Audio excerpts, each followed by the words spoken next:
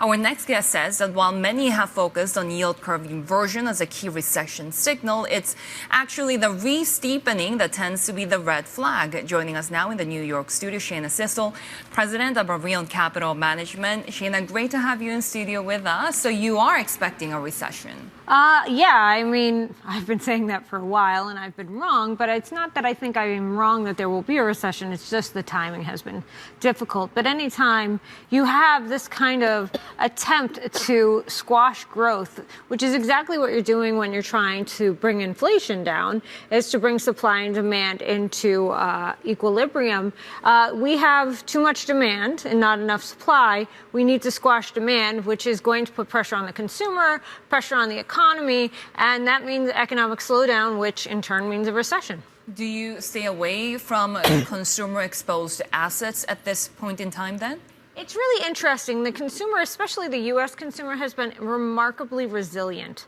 And for that reason, consumer stocks have done okay. I personally have stayed away from them, especially stocks like Target and Walmart, stocks that are typically catering to a lower-end consumer and the mid-consumer.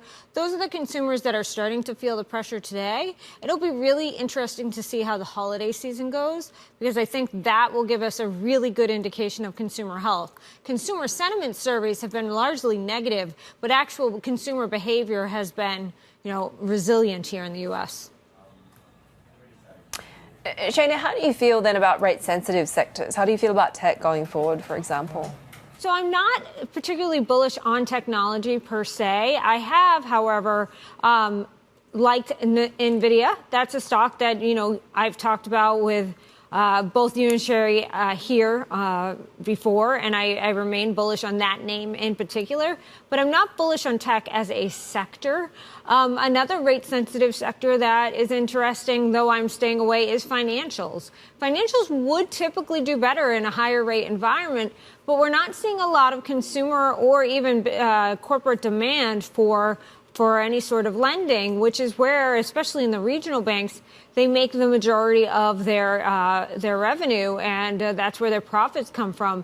People have become used to much lower rates, and they're not willing to refinance or do anything where they would have higher rates that they'll be paying, especially because we don't know for sure if or when we'll start to see rates fall. Shana, how do you assign geopolitical risk at the moment? Because clearly the oil risk on inflation is front and center. Mm-hmm. Oil risk obviously is really putting pressure on the consumer in particular. I actually think geopolitical risk is being underappreciated by the market. I think between tensions between Israel and Palestinians and the surprise attack there and the ongoing war between Russia and Ukraine is indicative of a global environment where there's rising tensions. I think that this is a possibility to see things spread. There's certainly concerns overseas as it relates to Americans traveling. That indicates to me that there's pressures in other countries. I'm very concerned about geopolitical risk. I think it's being, like I said, underestimated by the market. What are you watching when it comes to the re-steepening of the yield curve? Well, just the re-steepening in general.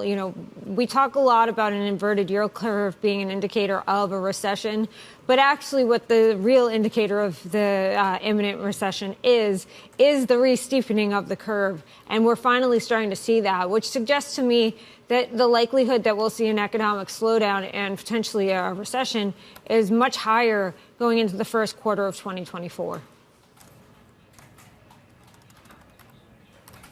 Shana Sissel, president of Banrion Capital Management there. Let's stay with the Fed outlook for rates and